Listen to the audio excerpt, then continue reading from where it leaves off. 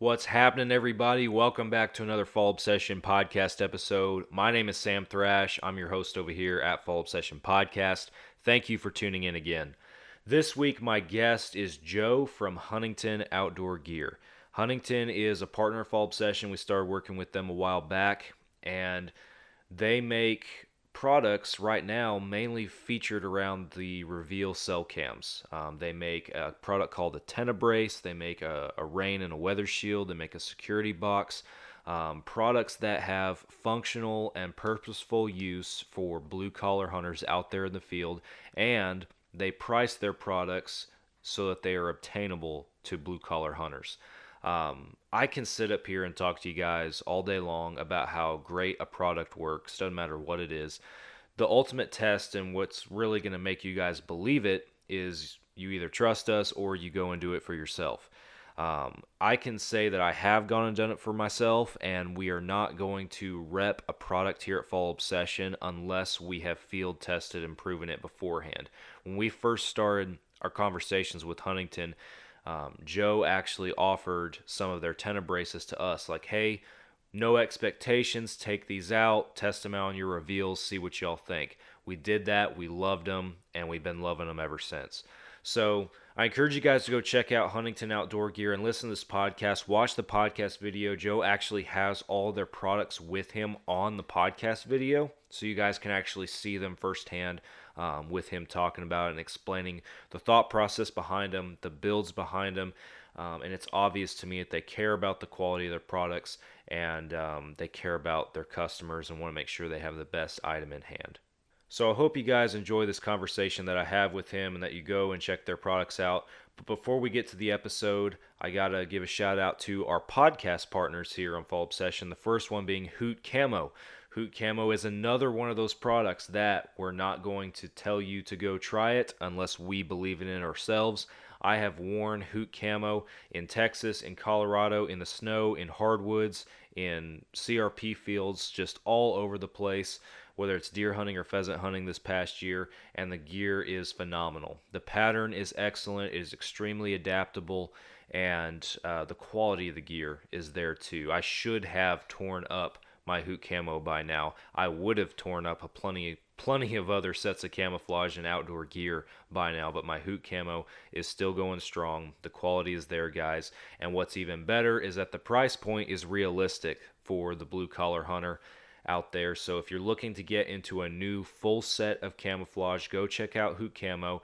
Or even if you just want to pick up a hat, a shirt, they got some great casual wear, go to their website at hootcamo.com, and when you place your order, use the code FALLOBSESSION15. That will save you guys some money when you check out. So Hoot Camo, go look them up and see what they're all about. Elite Archery is another podcast partner. We've been shooting elite bows for years over here at Fall Obsession now. Another product that I stand behind. I love my elite bow. This last year's Omnia was pretty smoking, and I'm looking forward to getting the Ethos in my hand here very soon. So if you guys haven't gone to your local dealer and taken the Elite Shootability Challenge, please go do so. Again, like I already said, that's the only way you guys are going to believe in it is if you experience it. So go to your dealer, they'll put an Elite bow in your hand and compare it to the other brands and see what you think. That's what Elite themselves tell all their customers to do because that's how much faith they have in their product. So Elite Archery, go check them out. The Outdoor Call Radio app is another podcast partner. Outdoors Dan from Respect the Game TV, he created an app for hunters and outdoorsmen that you can download on any device where you can stream hunting shows and podcasts on a loop every single day. You will catch Fall Obsession podcast playing on that loop on Mondays, which is the same day as our new publications, as well as tons of other hunting shows and podcasts that we all know and love. So go download the Outdoor Call Radio app today. It is free. You can start streaming immediately. And go follow Outdoors Dan on social media. He does a couple of different live radio shows a couple different times a week at local Midwestern radio stations. And even if you are not local to one of those stations, you can still catch the broadcast shared live from his Facebook page. So go download the Outdoor Call Radio app and go follow Outdoors Dan.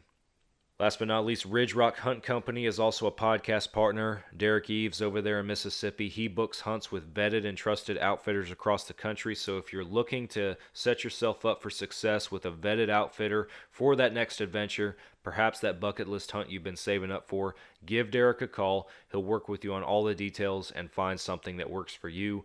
Ridge Rock Hunt Company, go check him out. Finally, I always appreciate you guys tuning in and listening to the podcast. Be sure that you check out all of our other avenues of content that we have at Fall Obsession.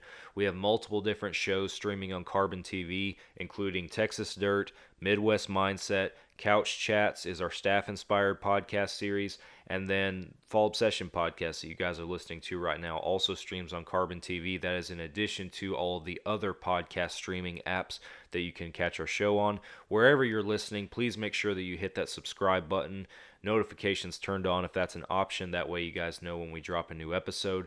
And head on over to our website, fallobsession.com. We got a ton of awesome educational hunting and outdoor content on there covering hundreds of different topics in the hunting and outdoor industry. And go pick you up some merch, support Fall Obsession. This Bear Country shirt that I'm wearing right here on this podcast video is only $1.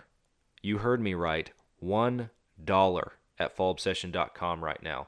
So if you guys want to help us clear out some older inventory and pick up a sweet design, they're super cheap. You won't find a better price on a t-shirt while supplies last.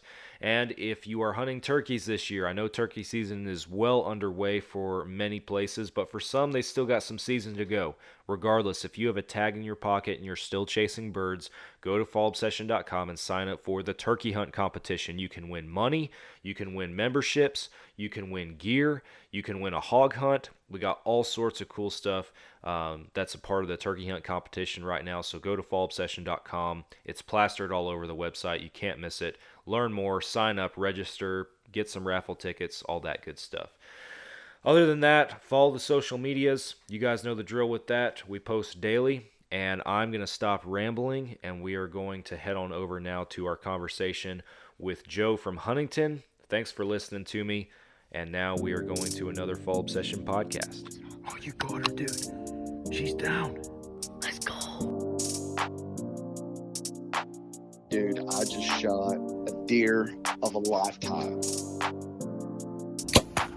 Freaking smoked him.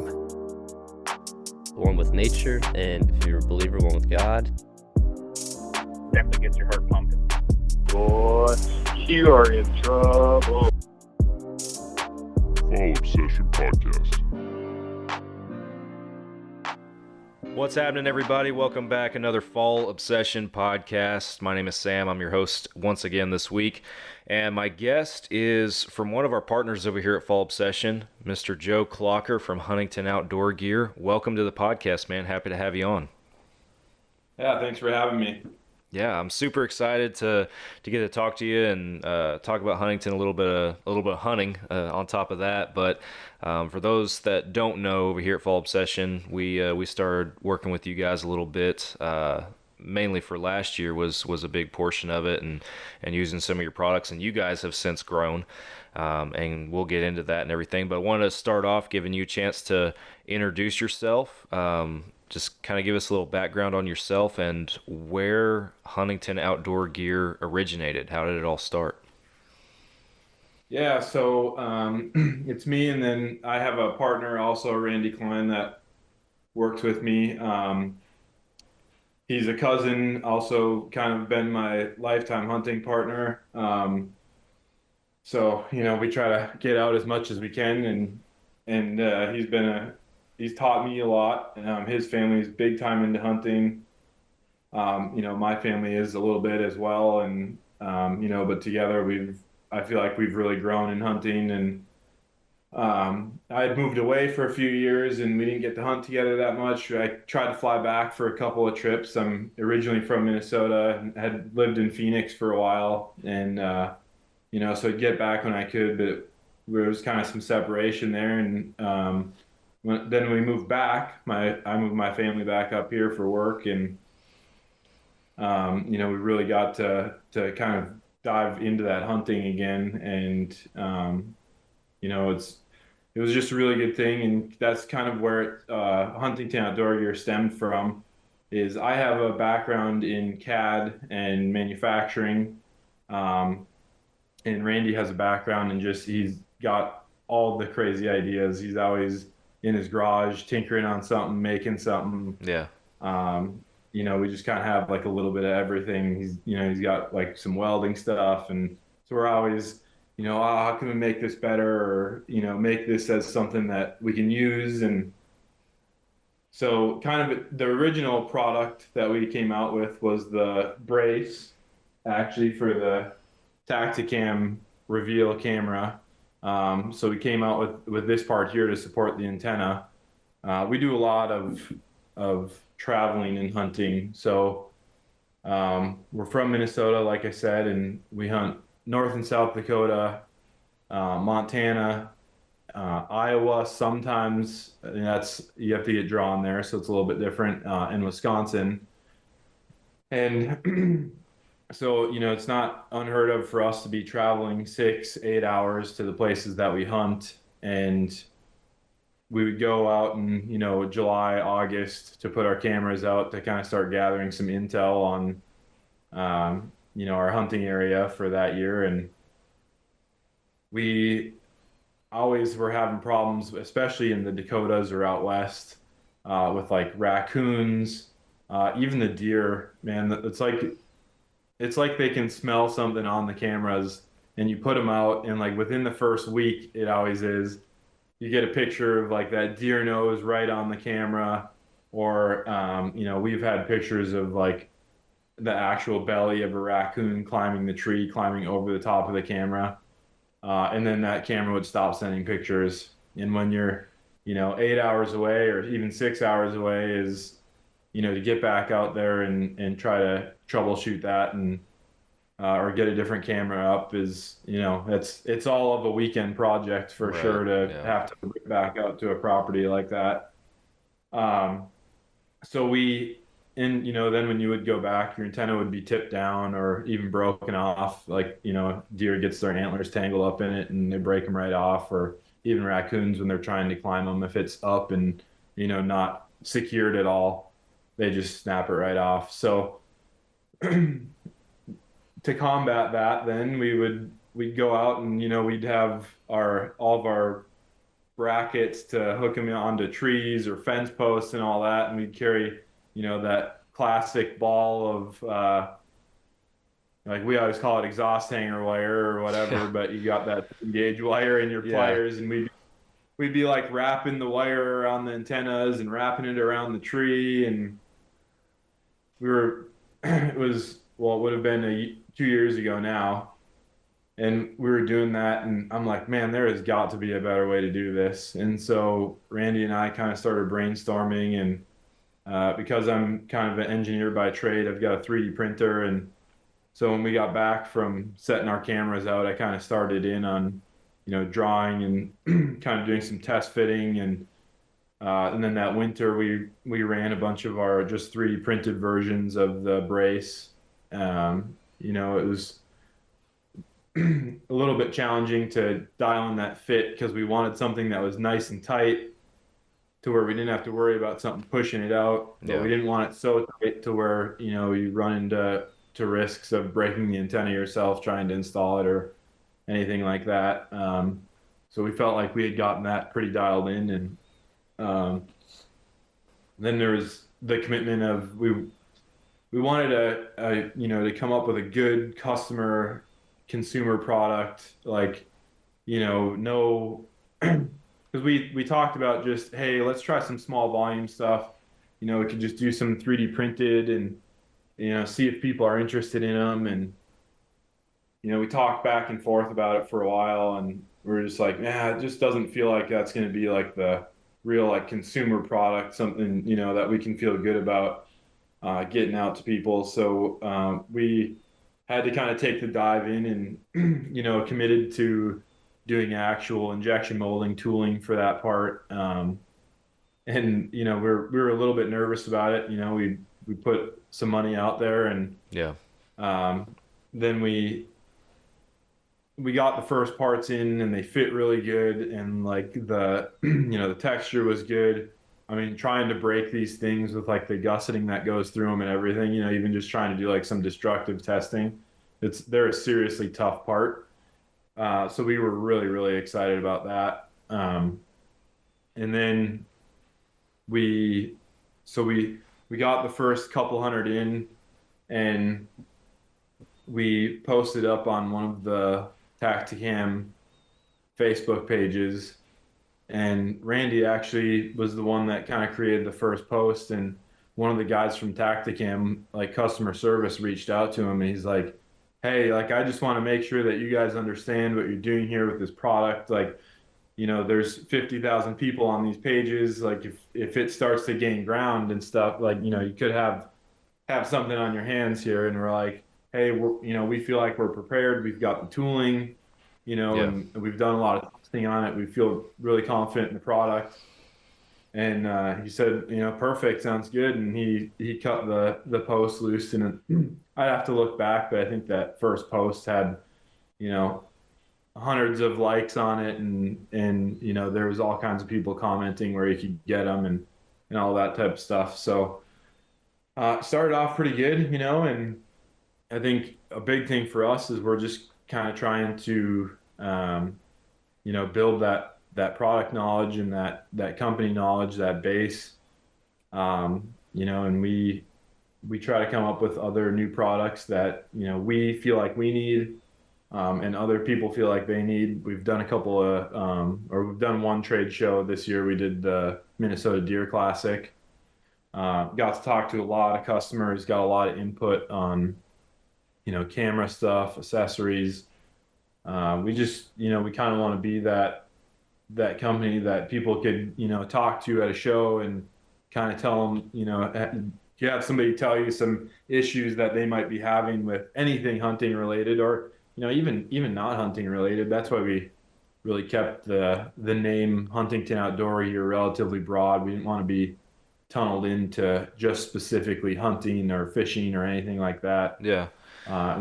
We just want to be able to provide people solutions of issues that they're having with anything outdoors, really. I was gonna say it's awesome that, I mean, y'all are taking a problem solving approach to it. And I remember when we had our first initial conversation and everything, back when we kicked off our partnership, that really stuck out to me because, you talked in the beginning about how y'all got started, and it was, carrying all these different things around to try and, have a solution for your cell cams, for your antennas. And before Huntington, man, I was there, and it's just, yeah, you have zip ties, you got these little bungee cords, you got wire, you got all this different stuff. And okay, is it on a T-post? Is it on a tree? How do I have it rigged up? And down here where we hunt, we have cows that free range on the property too.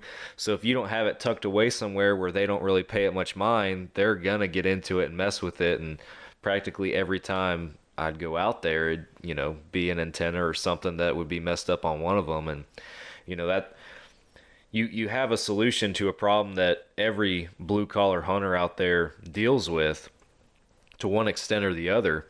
And then on top of it, what really sticks out to us and that I get behind as a blue collar guy myself is also the price point that you guys are marketing the product itself at. It's very, it doesn't seem like you're trying to, oversell it or anything to anybody. You're making it at least so that it's obtainable, for the everyday guy to fix this issue, which is awesome.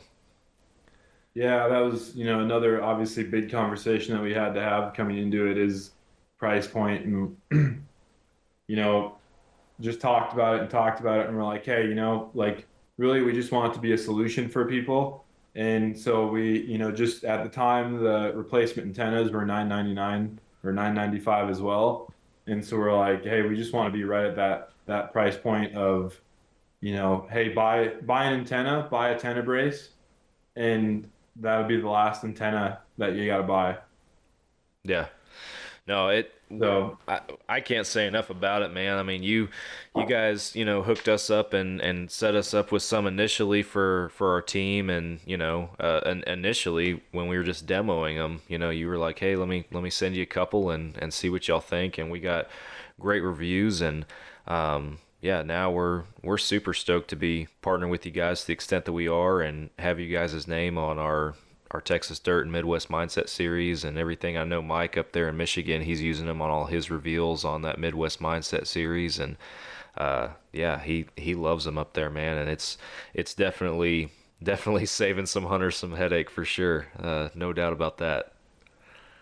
Yeah, it's been really fun to. I feel like it's so easy in the hunter community to kind of like nestle in with the people that you're really close with hunting with. You kind of got like your core group. I Yeah. feel like it's really easy to get tunnel visioned into some of that, and so it's been really fun to partner with you guys and be able to talk to some of your staff and stuff like that. That it kind of opens it up. It's so easy to especially with something like hunting or outdoors in general, where it's kind of an individual thing usually, or like small group. But like when you start to, and even at shows is like talking to other people and seeing how like revved up they get about, whatever they're going to go out and do. And you're like, man, it's just hard not to be happy about. Yeah, absolutely. So y'all got kind of started paving your way a little bit with that tenebrace. But since then, and anybody that takes a peek at your social medias or your website will see y'all have started expanding into some other things as well. So what are some of the other products that you guys are revving up right now? Yeah, so kind of the second product.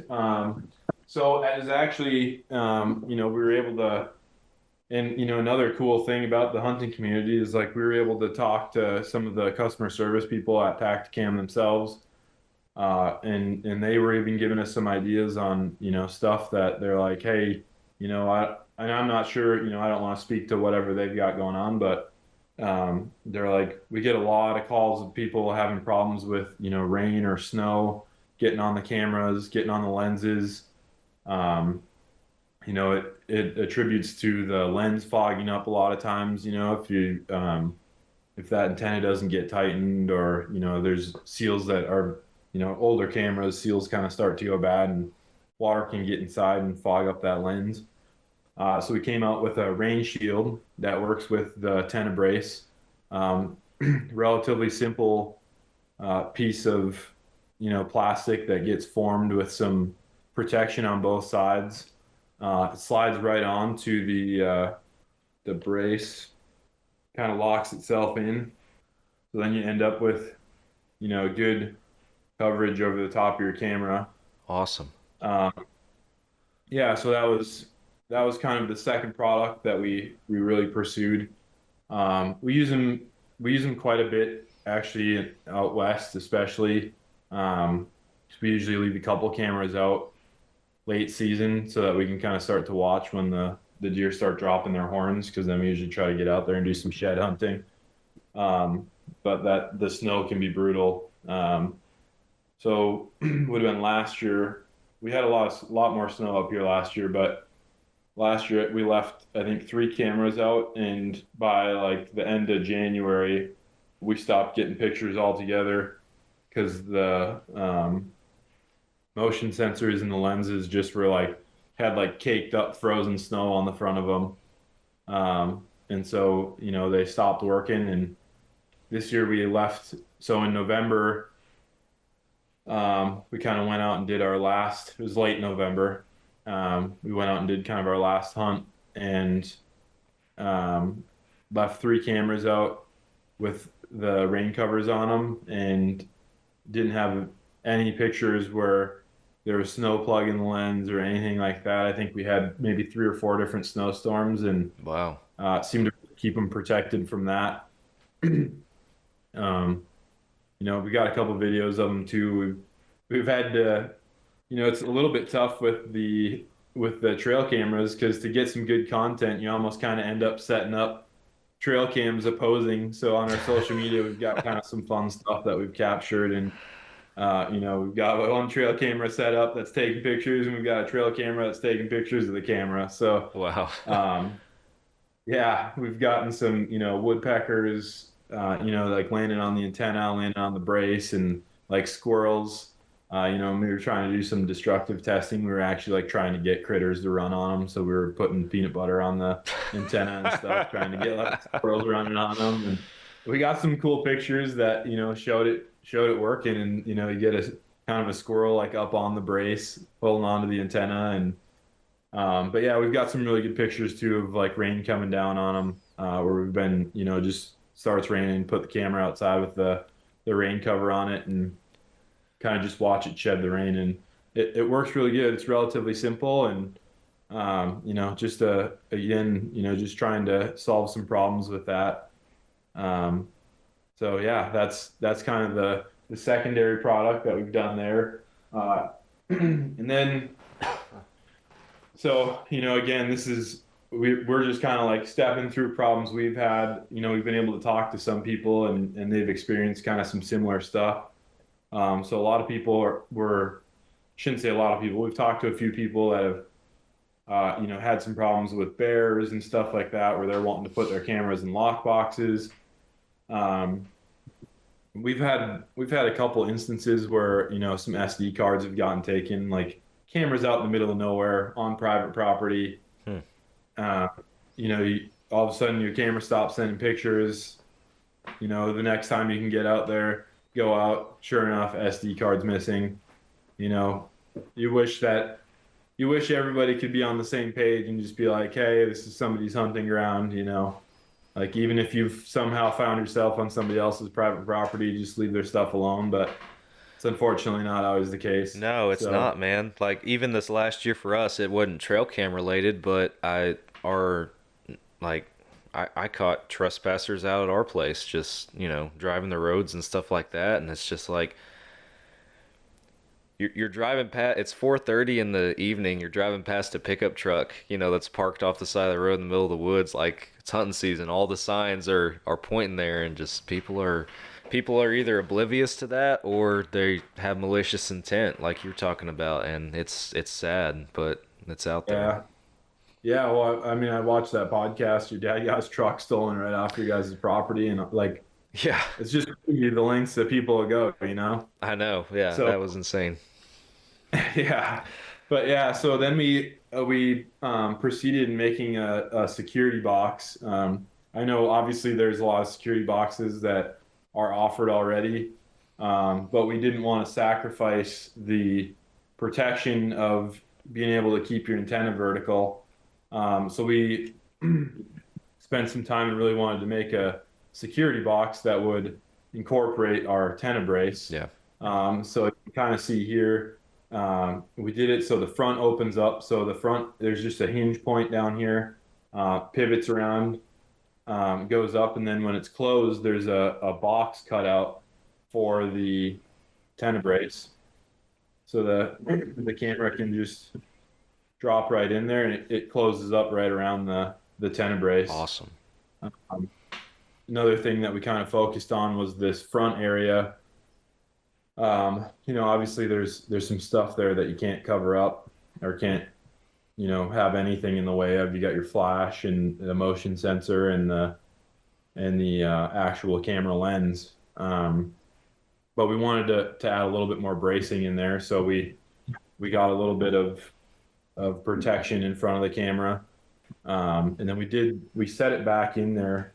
And it's one of the things we did quite a bit of testing on, like how far back could we set the camera in the box before it started to be an issue for the flash or the motion sensor. And so I think we got a pretty good balance of when that camera is in there. It's pretty well protected all the way out to kind of the edge of the lens. So I don't know if you can kind of see that, but Yeah. that the furthest point forward on the camera just comes flush with the security box. So we've been trying to, we don't really have bears in any of the places where we hunt, or if it is, it's, few and far between. So we've been trying to get it to a couple other customers that have had problems with bears, and just, obviously you hope the bear never gets to your camera, but if you do, we're really trying to hope to kind of see how it would stand up against the bear. The other thing, I've seen some of the other security boxes, even just at, outfitter shops or whatever you go to, and like for us, that's Shields and some of those places, and looking at them, and they're usually relatively thin gauge steel. Ours it's just under 1/8 inch steel that it's made out of. So the box itself is pretty heavy duty. And then we thought about all the different if people are running external batteries or solar panels. We did a nice cutout in the bottom to be able to kind of still incorporate however it is that you're running the camera power wise. We've had the opportunity to run some of the Tactacam solar panels and stuff like that, and it's been kind of a game changer for us. It definitely lengthens the amount of time that you're able to have the cameras out in the field.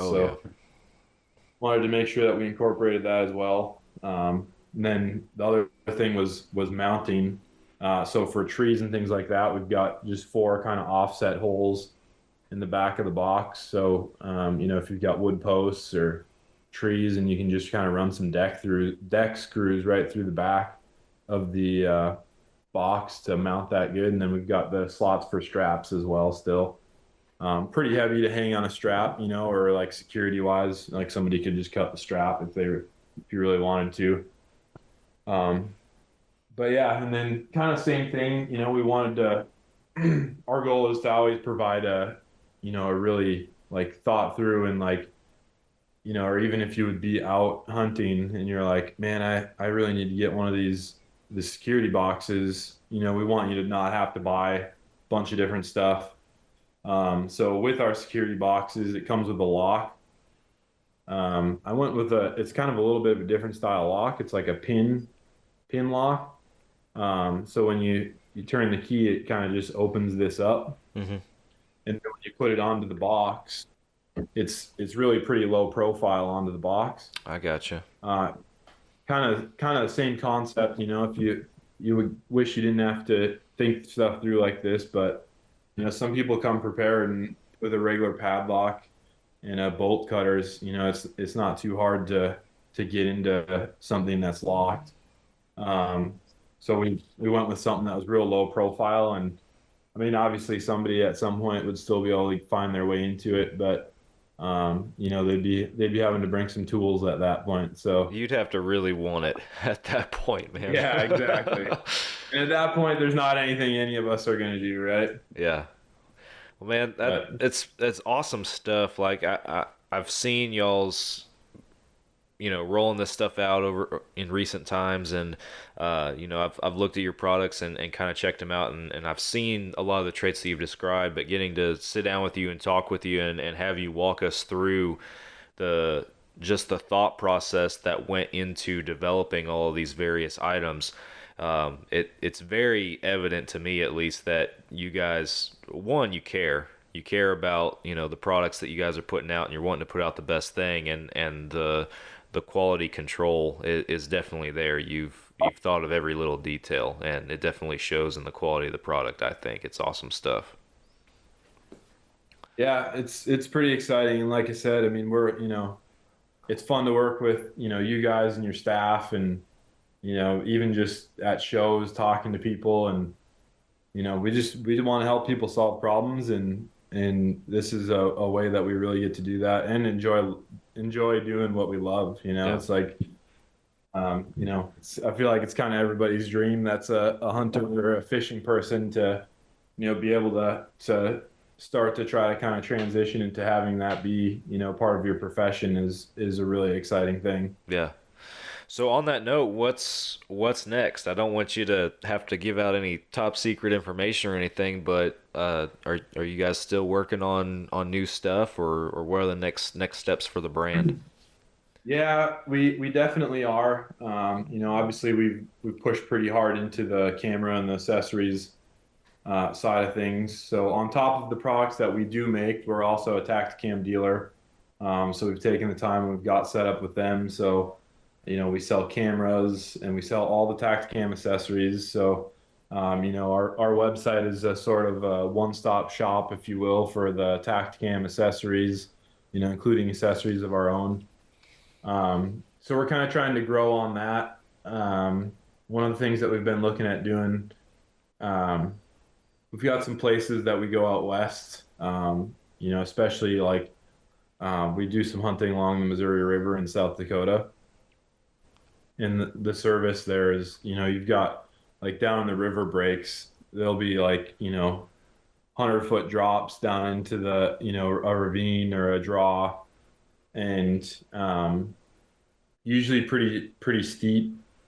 And when you get down the bottom, there's no service. So one of the things that we've been looking at doing, because we've done it for ourselves in the past, is you can buy like rolls of coax cable from Menards or Home Depot or kind of whatever your, local supplier places. That's what, all of the like TV cable and everything used to be run in Yeah. this.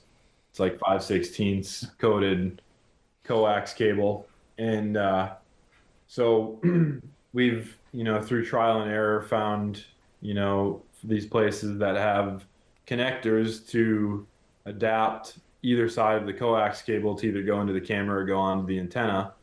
And so one of the places that we go out there, we have 250 feet of coax cable, just like shallow buried in the ground. And we run it from the tree down at the bottom of the ravine where we put our cameras up out of the draw. Huh. And then we've got a T-post pounded in the ground that we just either tape or wire tie or zip tie the antenna to on the T-post, and it gets service. So Wow. where we normally can't get pictures from, we did this just like shallow wire bury, and then screwed these ends on and attached it to either side, and it gets just enough signal to send our pictures once a day, and that's been really good for us. So we've been kind of doing some research on that. We want to find a supplier for the ends. Then it's always trying to figure out what the product's actually going to be. We're trying to decide if we want to provide the coax cable and have it, by the foot. Like if somebody measures it out and they're like, hey, I need a 50-foot cable to get higher in this tree to get the antenna up. It might be something like that, or something as simple as they could go to Menards and they could buy the 500-foot roll of wire. It's usually not too expensive, and then we'd be able to just supply them with a small kit of everything that's the ends for the coax cable and then the ends that would adapt it to fit the cameras. Yeah. So that's kind of one of the products that we've been working on, kicking around a little bit of how we want to do that. And then another one that we're pretty excited about, obviously better for certain people than others, but a lot of my hunting group or my immediate hunting group and some of Randy's family, they're farmers, and the farm trade's been a little bit hard, especially this last fall. All the prices for corn and everything like that has been super down. So one of the things that we did last year as kind of a test for ourselves, one of the guys that we hunt with, they're able to bait where they hunt in North Dakota. And so we mixed up, it's like, it's all farm equipment, but we got a big grinder mixer, and we mixed up a batch of, just kind of what we thought would be a good. It works really good as like a scent attractant and also for feed. So yeah, and it's got some minerals and stuff in it as well. So good for horn growth and things like that. But we really want to kind of amplify that a little bit, and we've got some recipes that we've been messing around with to be able to mix up and do some small batch runs of some deer feed, and or it would still be considered a feed, I think, but it would be kind of a like highly scented, like we're thinking we're going to do maybe like a berry mix. Yeah. So it'd be like cherry, blueberry, maybe apple, like aromatics in this feed, to where if you're feeding it or if you're at a place where you can bait, and you throw it out, and it's just a really potent aromatic smell to draw those deer in. Yeah, that's awesome, man. Y'all are going beyond just the physical products and stuff like that. That's awesome to hear. Yeah, we're trying to, and obviously, going to shows and some of that, you kind of get some ideas from what people are doing and some of the ideas that other people have that, maybe they aren't able to, produce it or whatever, Yeah. and to be able to work with them and kind of just chat with them about their ideas and, usually they're happy to see a problem solved. So that's pretty exciting for us. Awesome, man. Well, very cool. Yeah, I'm excited to see where time takes y'all, because y'all been rocking and rolling, and it's been nothing but good stuff so far. So we're there with you and ready to support you with whatever comes next. I'm excited. Yeah, we appreciate it. So I don't want to be all business here with the podcast and stuff. I want to talk a little bit of hunting with you too. And I'm gonna start by asking about the Euro mount that you got on the table behind you and where that dude came from, because it looks like an 8 from here, and I'm a sucker for big 8s. Yeah, so it's kind of a unique one. It does have a little sticker Yeah, he's got a on the one little side. extras. Yeah. Yep, and crazy tall brow tines. So this was archery buck for me for Wisconsin this year. So we filled our North Dakota tags. So normally North Dakota around us is what opens first. So 1st of September, it's out to North Dakota. This year was opening weekend. I think the high on both Saturday and Sunday, because it opens technically Friday afternoon.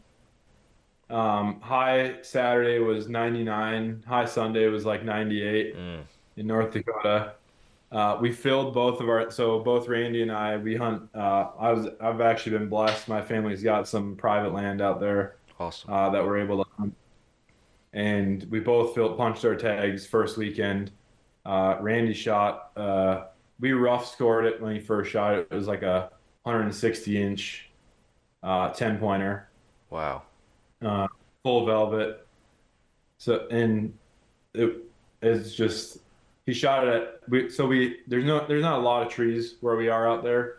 So we do a lot of like ground blinds or like brushed in blinds. Yeah. And he shot this thing at like 5 yards outside of his brush blind.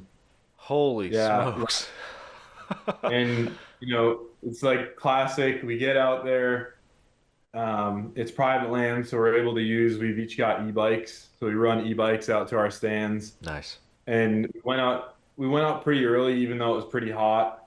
You bike in, and he's like sweating, no shirt on. He had to brush in his blind still a little bit, clean it up we were out there in the summer and got it kind of prepped, but still doing like some fine tuning.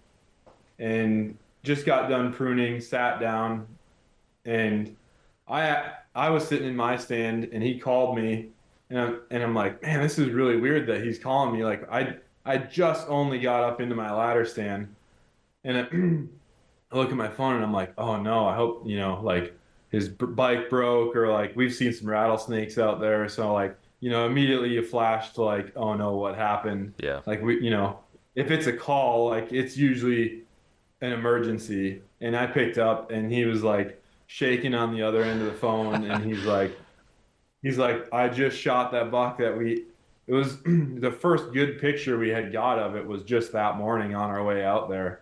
And yeah, he said he got done trimming, he sat down, and he said as soon as he sat down, he could see the horns coming over the top of the sunflowers. It's a lot of egg out there, and they do a lot of sunflowers. But yeah, he said he could just see the horns over the top of the sunflowers, and it came out, and it was still behind some brush at like 15 yards, and it turned and started coming towards him, and he was already drawn back. He drew back when he could see it in the sunflowers, and he's like, it just kept coming and kept coming, and it got to the point where it was like on the other side of the brush where he's got his blind set up, and he doesn't have any shooting lanes through there, and he actually shot it through where he walks into his blind. And he's like, it was crazy. Oh man. Yeah. Wow. That's crazy, man. Wow. Yeah. You So said that, 160-inch 10 point yeah. in velvet. Yeah. Wow, that is awesome. Yeah. I'm pretty sure I posted a picture of it on our social media. If not, I will. But yeah, he just got back from the taxidermy maybe like 2 or 3 weeks ago. So he did a shoulder mount on it, and Yeah.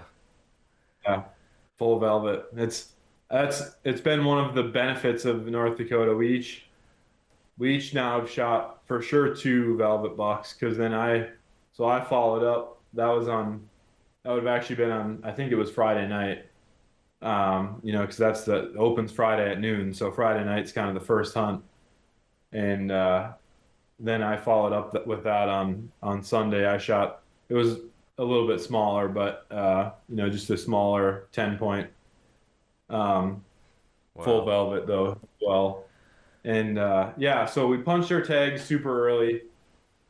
Um, and then we kind of got the itch, because you can't, like, you got to find somewhere else to go now. We got that tag punch. So one of our buddies hunts in Wisconsin, kind of in that driftless area, really rugged country. And they've always done pretty well. So that's over the counter tags there. We went and got tags, and Randy and I hammered some public, like, it would have been like that first week of that good rut. Um, there's good ground scrapes and everything, and we saw quite a few deer. Couldn't really make anything happen. Didn't really see anything, too big. Um, so then that was just a 4-day trip, something fast. Came back, and then I got the opportunity to go out with my buddy that has hunted out there, and they have gotten permission on a 300-acre private farm. And he was nice enough to just be like, "Hey, come out. They stay in a farmhouse there." And so I ripped out there and was going to stay for a couple days. And first night we went out, and it was just super windy, and just kind of gutted it out. Saw like one or two deer. Then that next morning, and we're talking like heat of the rut now at this point. And Yeah. so the next morning we went out like an hour and a half before it even got light. Got up in our stands and just kind of hung out until it started getting light out, and it started getting light, and there was just deer running all around me. There was, I think, well, first I saw a small buck that morning, looked past it. Um, then there was a small buck chasing a doe down back behind me in some brush, and I just was kind of watching them, and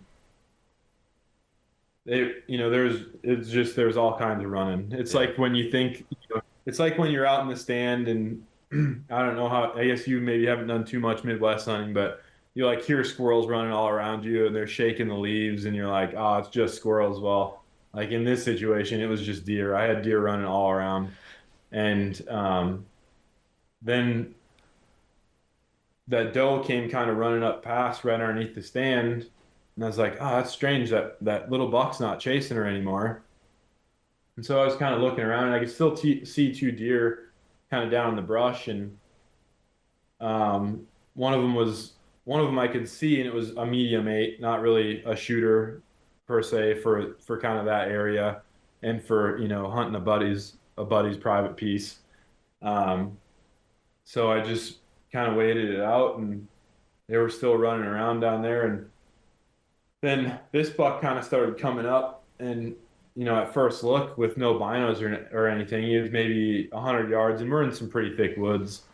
And so he kind of was coming at me, and I was like, oh, that's just that medium eight. So I just kind of was standing there just waiting. And I had another small buck then that was, I don't know, maybe 20 yards in front of me, kind of up on this ridge. And I just was waiting it out and waiting it out, and this guy just kept getting closer and closer. And with no binos, 'cause I'm trying not to move, I've got the small buck looking right at me. And finally he got close enough, and I looked again, and I was like, well, that's definitely not that small eight.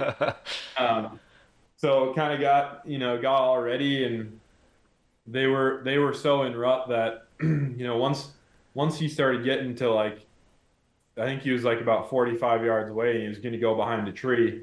I thought, man, if I don't draw back now, I'm smoked, even though I've got this deer in front of me kind of looking at me. And I drew back, and that small buck was so focused on that big buck coming at me, he didn't even see me draw. And this guy just kind of kept coming slow, and it feels like forever. I'm sure it was Yeah. probably maybe a minute or a minute and a half, but it felt like I was holding my bow back for like 3 or 4 minutes. And I mean, finally he stepped out like 25 yards, full broadside, Oh, and I man. shot. Yeah, I shot and just smoked him. And when he kind of like reeled around, you just like, you always have that feeling, right? You shoot, it reels around, it didn't drop, or I could see some blood coming out, but I was like, man, I don't know. Like it looked a little bit low, and like you start questioning everything because they took off running, and I was listening for a crash and I didn't hear one. And I was just like, oh no, man, I think I might have hit low. So of course texted everybody, hey, I just shot one and I might have hit a little bit low, so I'm just gonna let it lay. So I let it lay for like 45 minutes and got down out of the stand, and it's all oak leaves, so it's kind of orange and red and everything anyways. So trying Yeah. to look through the binos for blood, you can't see much. And I got down, and it was just like kind of the classic like 1 foot wide blood trail, and I was like, oh yeah, he's down for sure. And I walked maybe about like 60 or 70 yards down, and there he was laying. So Wow. yeah, super super unique with the tall brows. And it's kind of weird. He's kind of not really symmetrical. It's kind of pushed in on this side, Yeah. and this side's really nice. Yeah, it's almost Um, like he grew two different antlers. yeah, pretty That's a cool unique. But buck. yeah. And then I had a local guy just do a European mount on it, and I've kind of got a rule for myself. I don't have anything shoulder mounted yet, but I'm waiting until I get a buck over 160. That's my goal. Yeah. Buck over 160, and then I'm doing a shoulder mount. My magic number for myself has been about, of course, hunting down here in Texas too, has been about 150. I do not have a whitetail shoulder mount. I shot in 2018. I shot a Pope and Young pronghorn with my bow, and I got him shoulder mounted in Montana. And then Okay. my even though he's not the biggest buck in the world, my mule deer from last year, spot and stock archery buck, I got him a shoulder mount coming with him because it was too crazy. My first ever mule deer and such a crazy experience. I couldn't not do it. So those are the only two I got right now, and hopefully a whitetail one day. My biggest whitetail so far is about a 139 140 inch 8 right now. Stud of a That's, buck, but especially for an 8 pointer, that's a good buck. oh yeah, he was a stud. Kind of the same deal, not the same deal as yours, but in that I was watching a smaller buck and he walked into the trees, and when he walked back out, I thought it was the same buck until further examination. I was like, oh no, Yeah. that's a much bigger deer. Right. Yeah, and when those small ones are around, or at least for me, is like, everybody can say like, oh, the more experience you have, you don't get buck fever as much and all that stuff. But like to me, it's a total mindset thing. So like when you got those small bucks around, like you got to do everything you can to try to keep your blood pressure down and your nerves down. Oh So you're yeah. like, yep, that's not a shooter. That's not a shooter. No, listening to you tell that story, man, it reminded me. I think it was 2015 or 2016. Myself and one of my buddies, we were hunting on a friend's place. Kind of same deal, pretty for Texas. It was a pretty decently wooded area. We were right on this dry creek bed. It was drizzling all day, off and on for us. Peak of the rut, and like before daylight, we were hearing grunts and hearing deer running the creek bed underneath us, and it came daylight, and we were just watching deer. And there's this one older, just he wasn't real wide. He had some decent height, and had a lot of mass, big old 10-point chocolate horned deer. And I was filming for my buddy. He was hunting, and I told him, you need to shoot that deer, but he had his eye on this other big 9-point that was on the other side of the creek, and he could have shot that 10-point a dozen times, but that 9 point wasn't playing ball, and we sat there. It was about 4:30 in the afternoon when that 9 point finally came back and came in range for him, and he smoked him.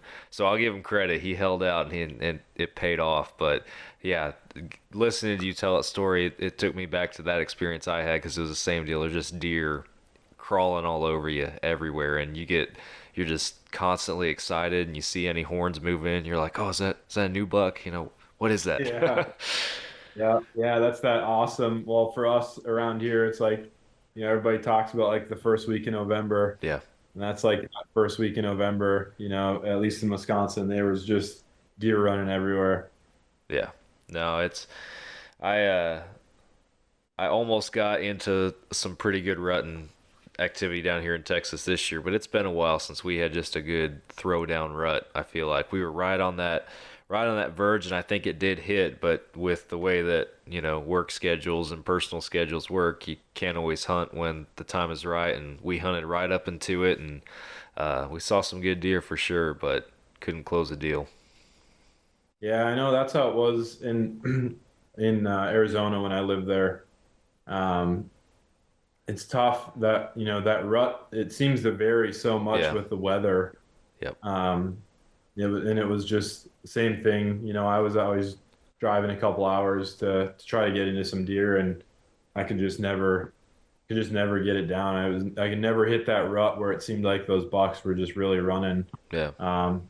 All the time I was there, I drew one rifle tag and shot one small mule deer up there, but um, super fun place to hunt. Definitely a different deal. I hunted there for, I think I was there for 5 years, and I hunted there for 3, and just tough, Yeah. tough country to hunt in. Oh yeah, no, it's crazy. I've started. I've hopefully I kicked it off last year, because my Montana pronghorn hunting was really all the out of state hunting that I had ever done until last year when I went to Colorado. And my goal is to start experiencing a new place every year, at least for the next few seasons if I can. So, and yeah, it's crazy the contrast. Wherever you call home, you have the hunting that at home, and then you can go to a different state or wherever, and it's just a totally different mindset. I experienced that firsthand this last year, and it's frustrating, crazy, and exciting all at the same time. It is, yeah. We like for both Randy and I, and even a couple of the other guys in our group, is just like there's nothing better than that Western spot and stock. Even when you have stands, or like we do a lot of ground blinds, you still end up. It's kind of like a combo of spot and stock and sitting in blinds, and it's exciting. Oh yeah, no, I couldn't agree more.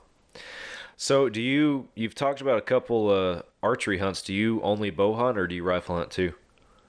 No, I do some rifle hunting. So where we are in Minnesota, it's actually shotgun. Okay. Uh, so you got to run a shotgun and slugs. Do quite a bit of that. That's kind of, my dad doesn't do a ton of archery hunting anymore. He did when he was younger, but so that's kind of my time to go back and hunt with dad. Is usually we try to go shotgun hunting. My grandma, or I should say my dad's family, has some property, like about 160 acres here in central Minnesota that we're able to hunt, and we usually do pretty good. Usually not a lot of big bucks. Not that we're only trophy hunters. I'm all for getting some meat on the table as well. Oh So yeah. we usually try to take a doe or two, and if a decent buck comes along, then we'll take that. My dad shot just a really old, busted up 10-pointer this year. He actually, again, another crazy experience. That slug opener landed right in the peak of the rut this year in Minnesota, and opening morning he had 3 bucks chasing each other around kind of around his stand, and it's not like an overly wooded area, but relatively wooded. And he said those deer were chasing each other so fast he couldn't even get his gun up to even try to shoot at any of them. And it just so Wow. happened this big old busted up 10 was kind of the last guy in the line, and he stopped for a second, and Dad's kind of a dead eye, so Yeah. it stopped for just long enough, and he put it down in its tracks. So that Awesome. was really exciting, and I ended up just shooting a doe for meat, and we can shoot here in Minnesota. We can shoot up to 3 deer, so you can shoot two does and a buck where Gotcha. we are. So I shot one archery, and then I shot one doe with shotgun. Gotcha. Um, but yeah, so that's kind of the gist of the hunting here. When I was younger, I shot some pretty decent bucks. Nothing real huge. One that was kind of unique. We used to go to this public hunting ground, and it's like a 2 square mile cattail slough. And there's just like a little border of kind of prairie all the way around it, and we always did pretty good there. And I shot this one. I think it probably would have been a 10 pointer, right out in the middle of the cattail slough. And we had to. It was like you had to have knee-high boots and kind of go across the top of the bog to get out there and go get it. Um, a bunch of the guys from that area had pictures of it. When he was in velvet, I think he got hit by a car on the one side. Oh, dang. And so, like his one side was like really nice, symmetrical, 5 point. And then his other side, it was just a club. Huh. Because when he got hit by the car, it was like it took all of his velvet and it just kind of formed like a big, like bag, like a big velvet bag. And when Wow. it hardened, it was just like a big club kind of hanging out on the side of his head. So that was kind of a cool buck, a little bit unique. Yeah. Um, but yeah, otherwise it's mostly just been meat bucks. A lot of deer around, but there's not great management around here, so Yeah. usually not much for big bucks. Yeah. Yeah. It's hard when you got smaller pieces or neighbors not on the same page, you name it. Yeah, So it can be tough.